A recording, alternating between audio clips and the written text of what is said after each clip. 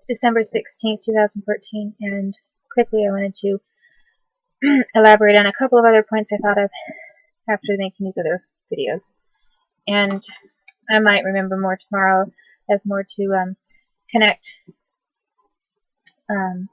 with the Bellingers and then what the Bechtolds did tomorrow or the day after, whenever I can get around to this. And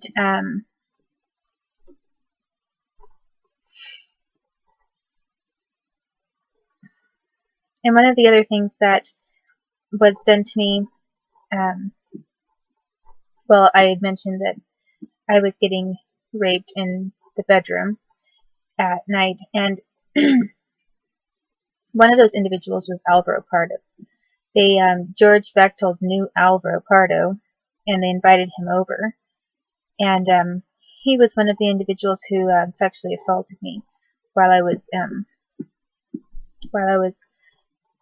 in the bed at their house. Another person was Roger Harris, and his wife then showed up to try to defend him.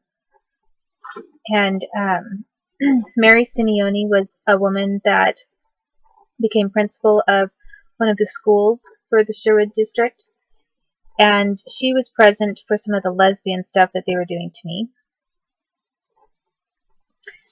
And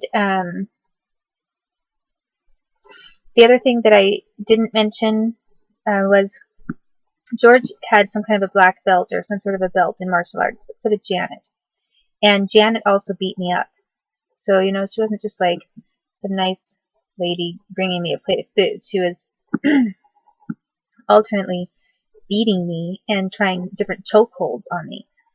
I vaguely remember a chokehold on me practiced not just by George or Janet.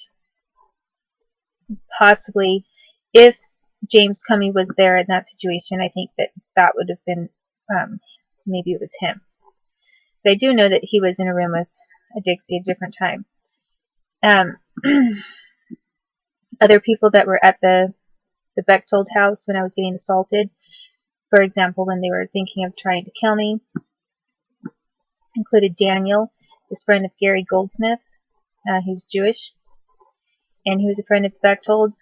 Another was Chris Rizzolo, who assaulted me later, and another was Scott, and he was a cop that worked later, at least, for the Mount Angel Abbey police. At the time, I think he was maybe working in construction, but I don't remember. They also knew Raul Buhanda. He showed up briefly. I don't remember him really participating in anything, but I think I saw him there at their house. And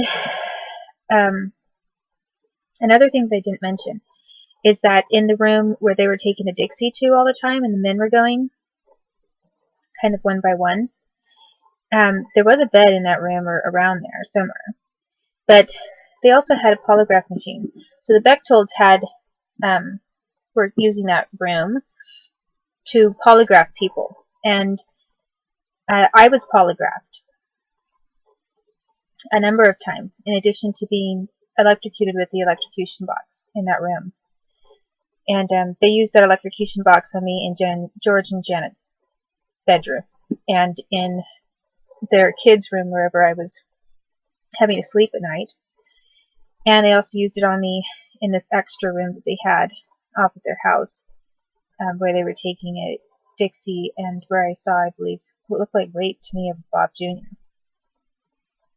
But it didn't look like he was participating in it, his own free will.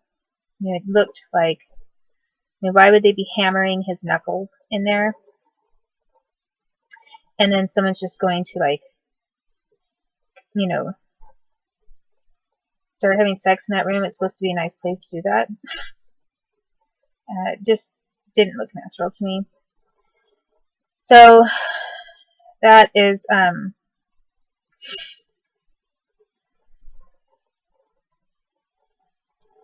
those are a few more things about that whole situation with them. I also believe Louis Free was possibly there, but I'm not positive. But if so, it would have been in bedroom situation where I was lying down and then were coming in to rape me. But